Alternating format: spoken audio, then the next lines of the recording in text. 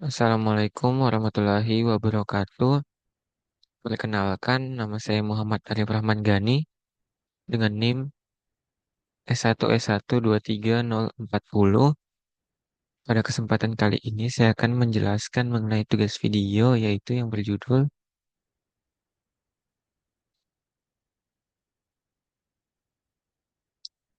Penjelasan dan Praktik Bab 9 halaman 241 sampai 252 dan halaman 255 sampai 260. Oke, pertama kita masuk dulu ke sini.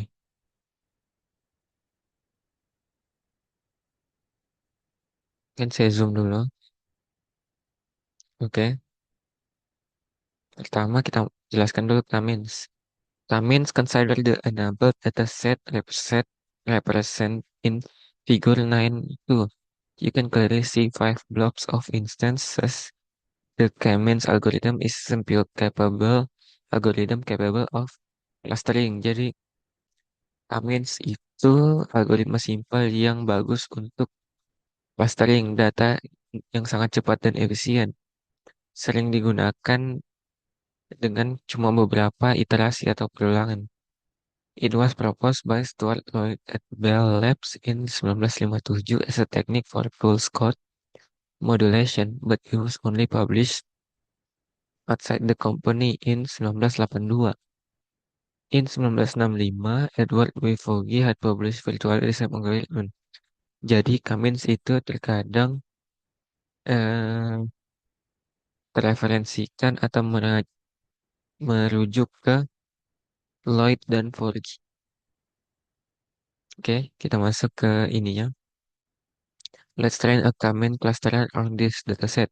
It will try to find each blob center and assign its instances to the closest blob. Nah, kita coba lakukan codingannya.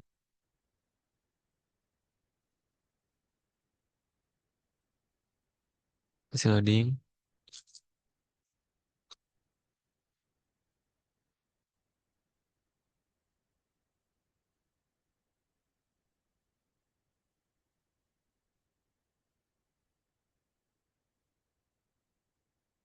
Nah, ini tadi translate-nya itu ayo latih Cummins cluster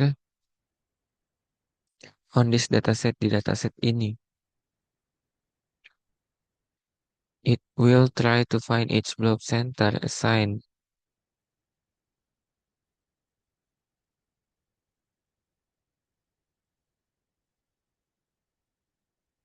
Dia masih menghubungkan ke kernel.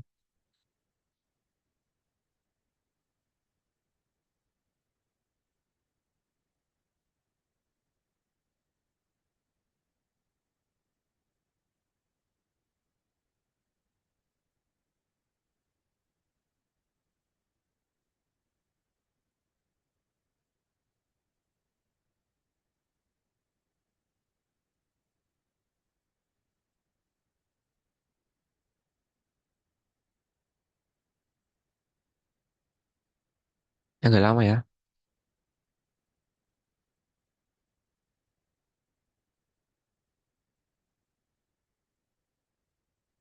Kita interrupt dulu.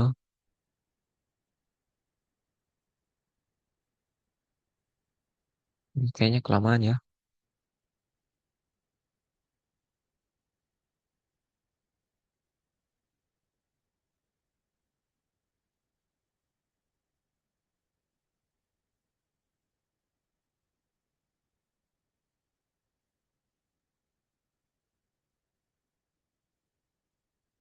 Apa ini?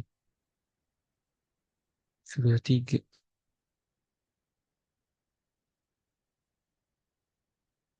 Oke.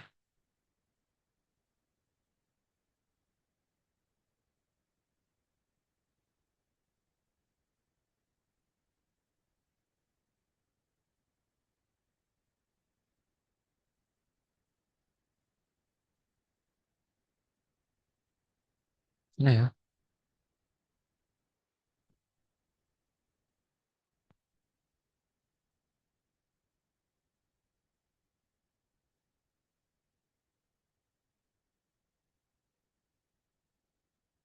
Membuat file baru.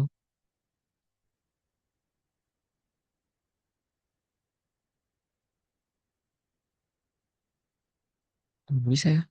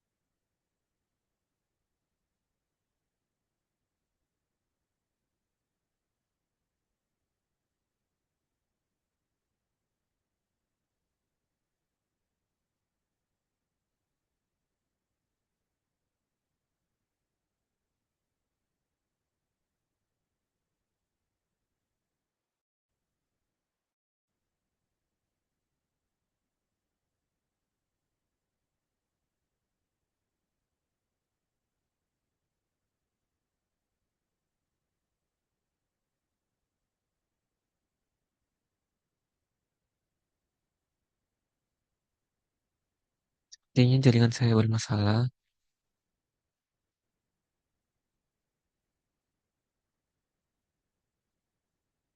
Maaf, kita baca saja dokumennya. Not that you have to specify the number of clusters K that the algorithm must find. In this example, it is pretty obvious from looking at the data that K should be set to 5, but in general, it's not that easy. We will discuss that shortly. Berarti you have to spy, berarti kita harus menspesifikasi nomor dari klasternya yang yang akan ditemukan oleh algoritmanya. Contohnya sangat jelas sekali dilihat bahwa data yang harus di set itu 5, tapi secara umum itu tidak sesimpel itu. Kita akan mendiskusikannya nanti.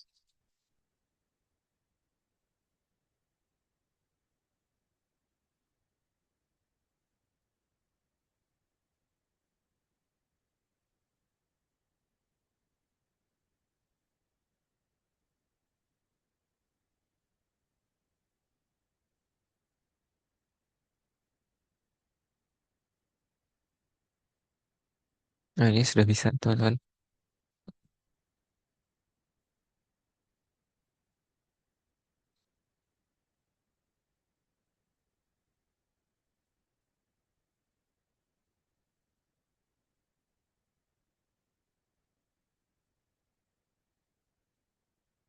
Lanjut lagi.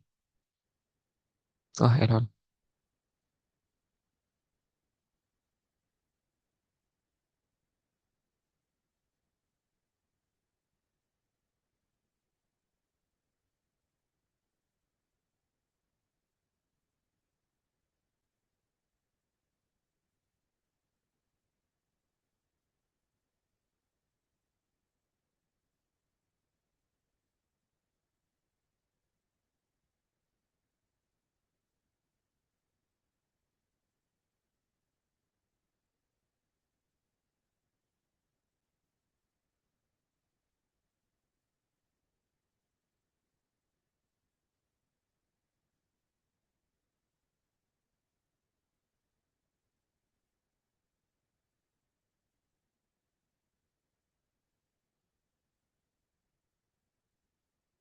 Jadi kita harus cari dulu yang Kak tadi,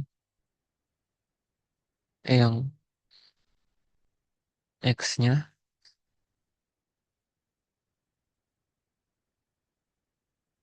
ya.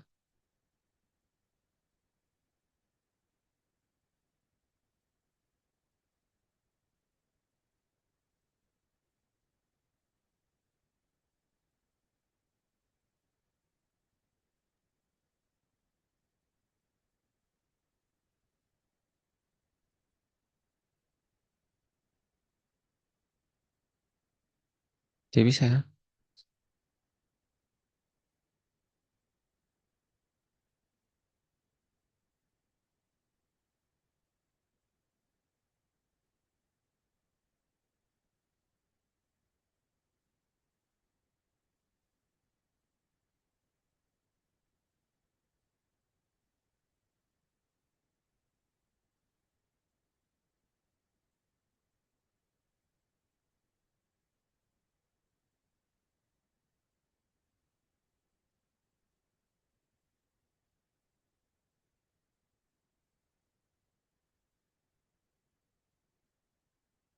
Salahnya di filenya juga tidak ada variabel X.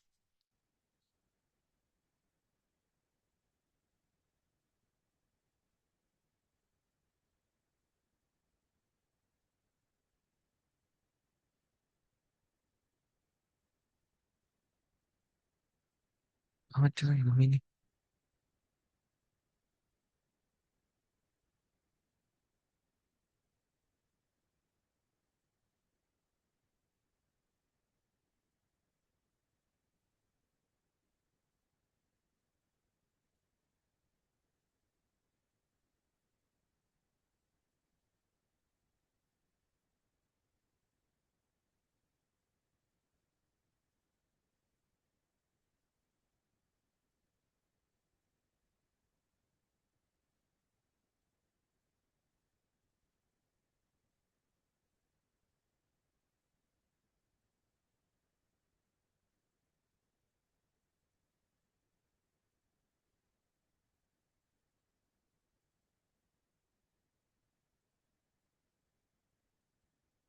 Oh, ternyata harus import datasetnya dulu, teman-teman.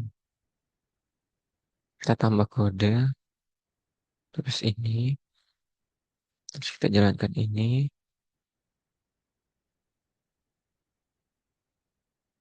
Nah, terus kita baca lagi yang tadi. Each instance was assigned to one of the five clusters. In the context of clustering, an instance label the index of the cluster that this instance gets assigned to by the algorithm. This is not to be confused.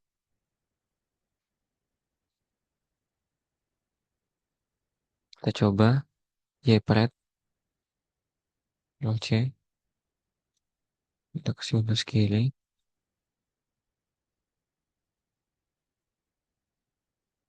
Oh, banyak ya arraynya.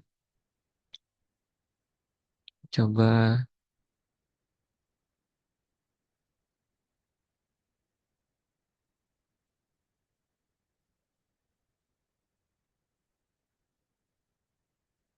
saya terus.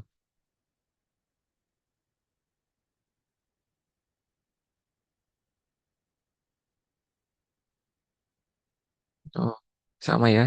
Beda dan di buku. Tapi tidak apa-apa.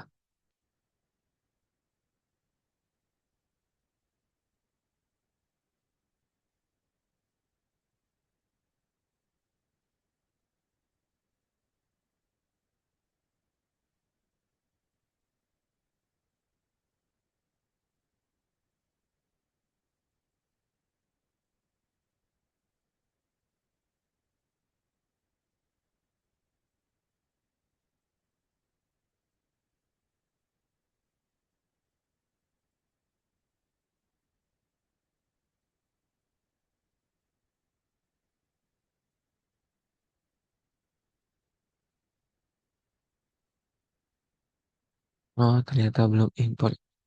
Nampak ya, teman-teman.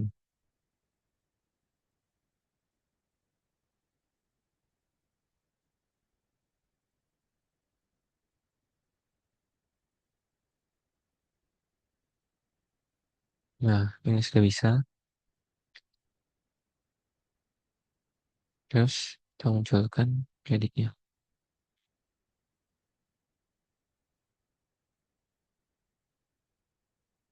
Ada di bawahnya sini.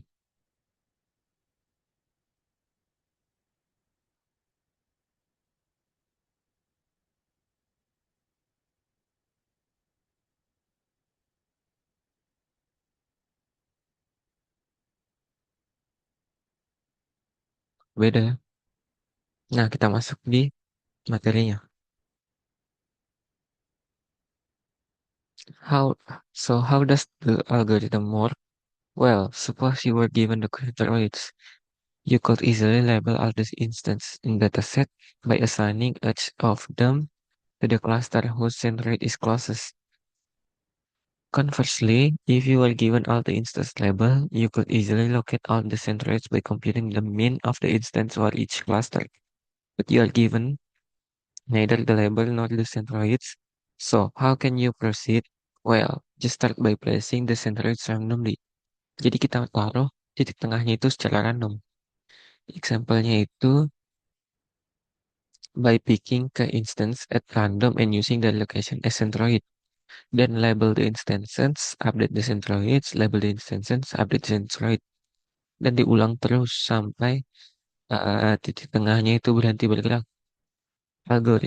Algoritmanya sendiri menjamin untuk mengubahnya menjadi angka yang terbatas. Angka langkah yang terbatas. Apalagi khusus biasanya cukup kecil. Itu tidak akan menghabiskan waktu selamanya. You can see the algorithm in action in figure 9.4.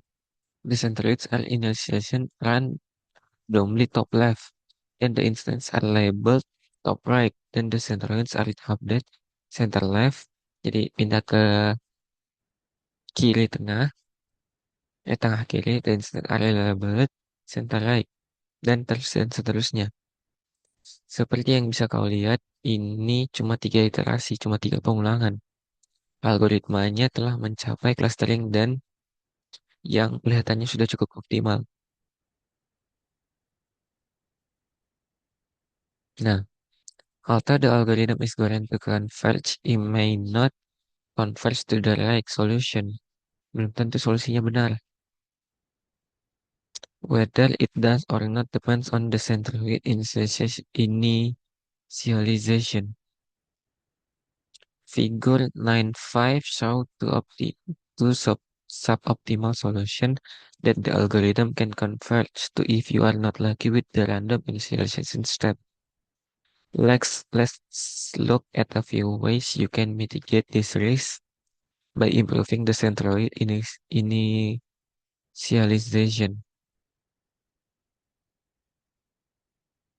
Pertama, kita masukkan dulu kodenya. Oke, berhasil teman-teman. If you happen to know approximately where the centroid should be, kalau kita benar-benar ingin tahu di mana titik tengahnya itu berada, kita bisa pakai hyperparameter init dengan numpy array yang mengandung list dari centroidnya atau titik tengahnya dan set init to one, set menjadi 1. Solusi lainnya adalah untuk menjalankan algoritma beberapa kali with the reference random initialization. Jadi kita jalankan algoritma beberapa kali dengan uh, random initialization yang berbeda-beda dan kita menyimpan hasil yang terbaik. The number of the random initialization is controlled by the init hyperparameter. By default, it is equal to 10, which means that the whole algorithm described earlier runs 10 times when you call it.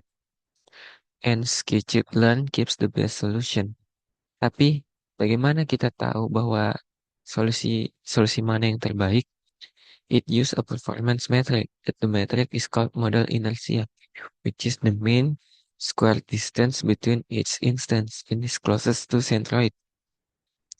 It is roughly equal to 223,3 for the model on the left in figure 5995 dan 237,5 for the model on the right in the figure 95 and 211,6 for the model in figure 93. The Cummins class runs the algorithm and init time and keeps the model with the lowest inertia. Coba kita coba Cummins inersianya.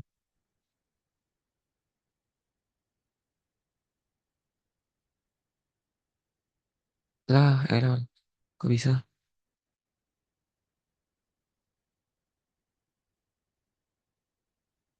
Tidak ada yang ditinggalkan dah.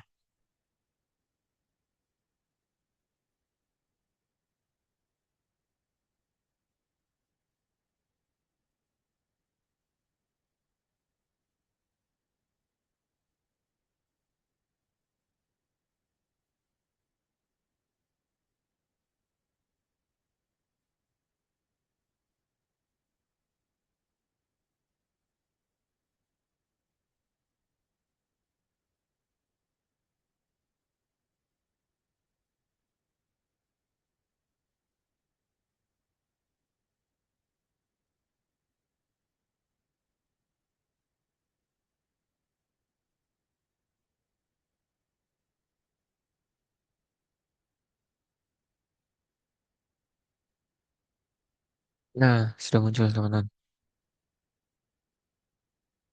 Meskipun beda, kita coba yang satunya.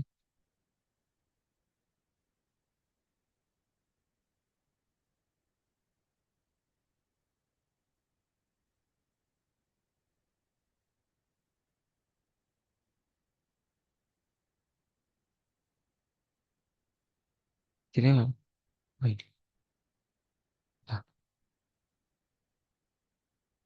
Nah, bisa.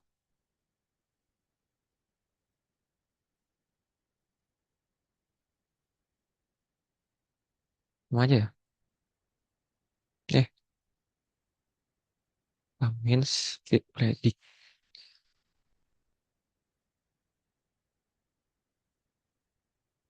29 apa nih? Kalau ini,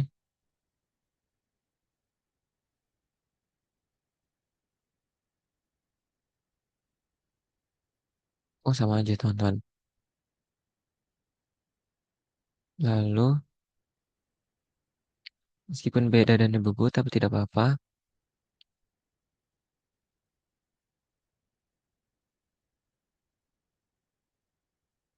Ya, tidak apa-apa. Oke, masih ada suara saya. Saya pindahkan ke sini ya. Lalu, an important improvement to the comments algorithm. Tuh, saya lupa tugasnya sampai mana. B252.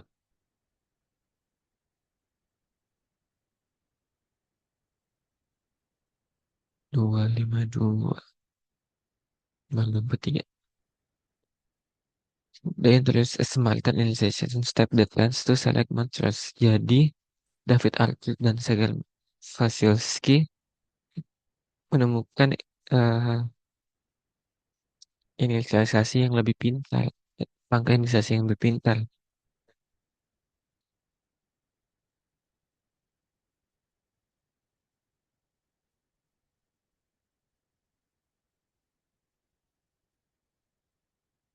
Nah, ini langkahnya. Take the centroid atau si pangkat satu chosen uniformly at random from dataset. Take a new centroid. Nah, kita coba kodenya. Terus kita masukkan ke notebook. Nah, berhasil bangun model. Ini pakai mini batch Cummins.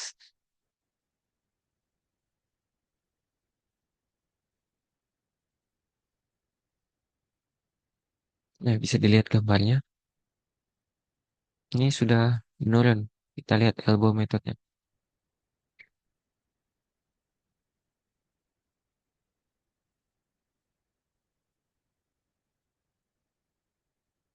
Ini untuk evaluasinya.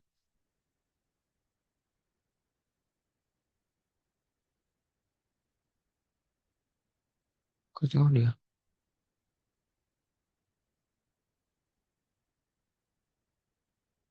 0,62. Oh, lebih rendah dari buku. Tapi tidak apa-apa. Ini kita bandingkan silhouette score-nya from different numbers of cluster. Jadi, mulai dari cluster 2 itu silhouette score-nya 0,600, 0,000. Terus, cluster 3 itu silhouette score-nya 5,75. Cluster 4 silhouette score-nya itu 0,675. Terus cluster 5 itu saya lihat skornya 0,650. Terus cluster 6 0,600. Cluster 7 dan cluster 8. Nah, biasanya yang dilihat, yang diambil itu yang paling tinggi curamnya. Nah, kita baca coba. As you can see, this visualization is much richer than the previous one. Although it confirms that K4, cluster 4 itu pilihan yang sangat bagus. It also underlines the fact that K5 is quite good as well and much better than K6 or K7. Nah, berarti K5 yang terbaik menurut model karena penurunannya paling sedikit. This was not visible when comparing inertia. And even more informative visualization is obtained when you plot every instance in silhouette coefficient, sorted by the cluster they are assigned to and by the value of the coefficient. This is called silhouette diagram. Each diagram contains one knife shape. Jadi setiap diagram mengandung satu pisau tajam per cluster. The shape height indicates the number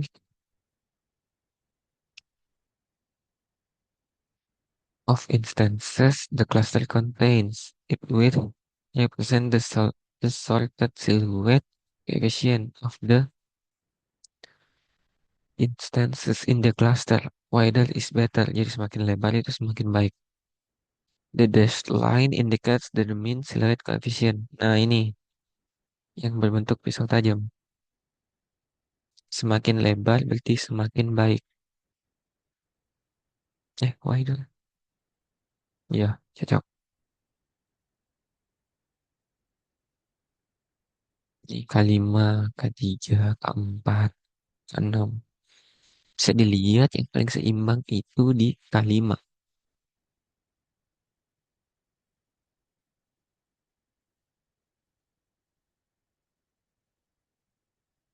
Nah, ini using clustering for image segmentation. Kita coba copy kodenya.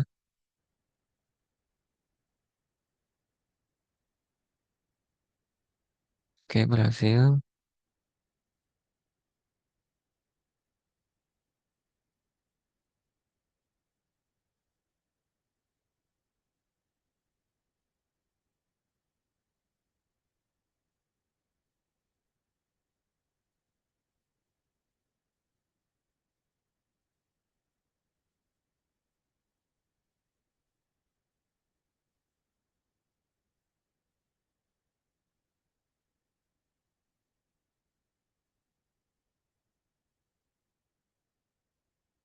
Oh, ini. Kita lupa import OS.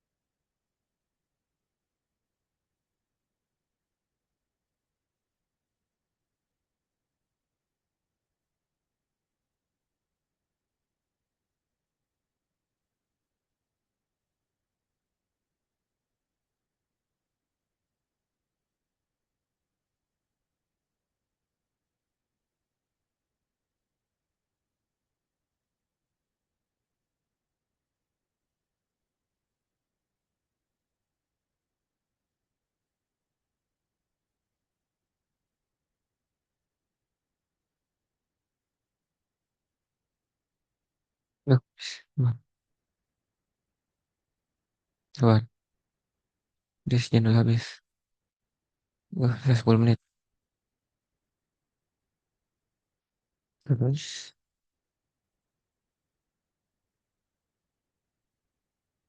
berarti langsung saja ya.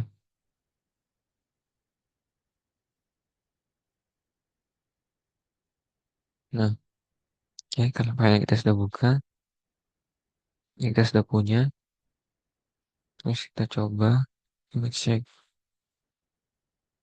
Sama ya, dan buku. Oke, lanjut.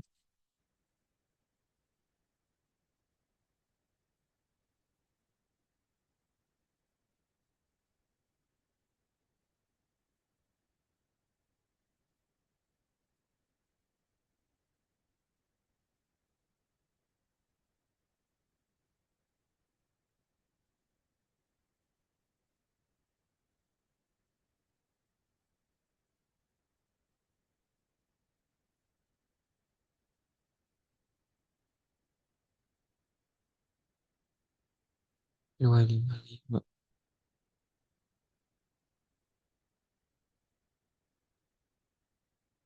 Terus kita lanjut.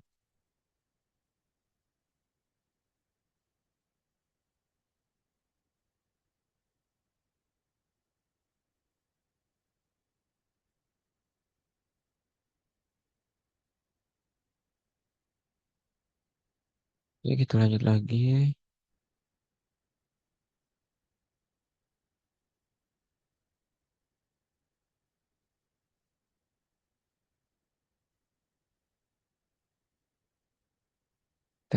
Kita tes akurasinya. Nah, sama dengan di buku 0,96.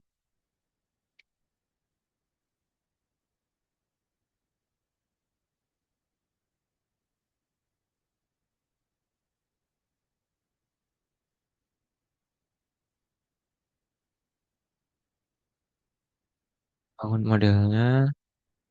Terus kita coba cek pipeline score-nya.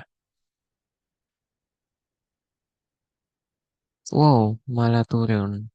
GG Gaming.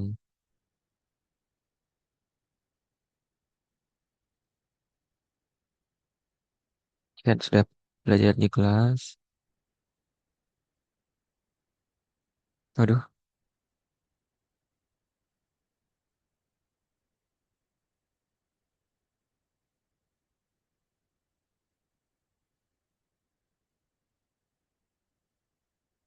maaf, Zoom saya sisa 6 menit. Oke, sudah berhasil.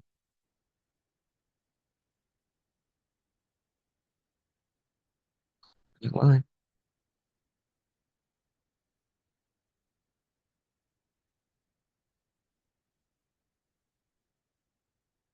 Ini habis bangun modalnya, Grid Search CV. Terus kita coba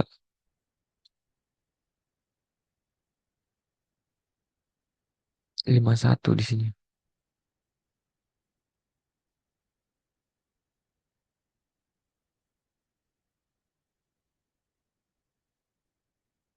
Oh, di sini 94, di buku 99.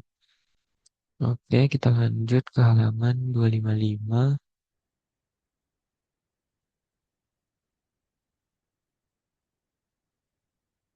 Nah, active learning. DB scan. Kita coba pakai DB scan. Terus cek. Nah, ini kita sudah import DB scan-nya, algoritmanya. Lalu kita kasih label. The labels of all the instances are now available in the labels instance variable. Cek, kita cek.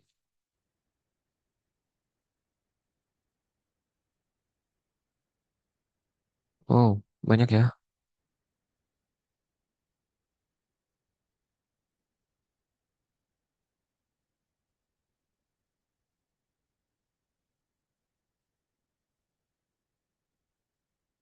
85, sementara di buku 808.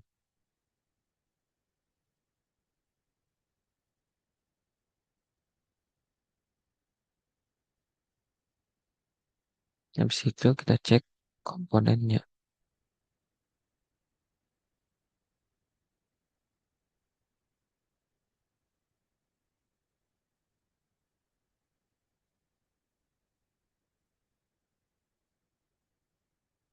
Lalu coba ininya.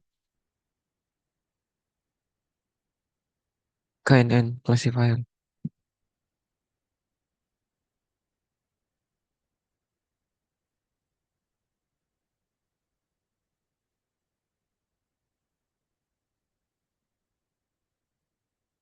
Hmm, apa itu? Langsung. Nah,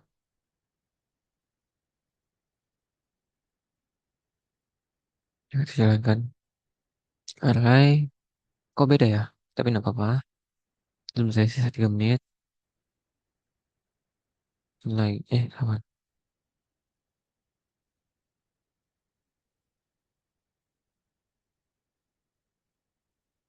Oh, muncul AI lagi.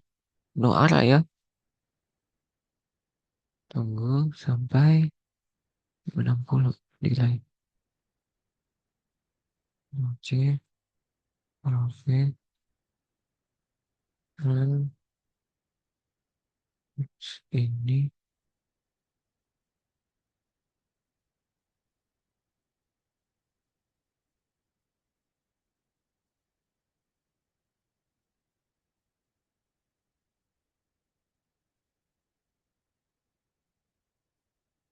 Terus kita cek prediksi arahnya.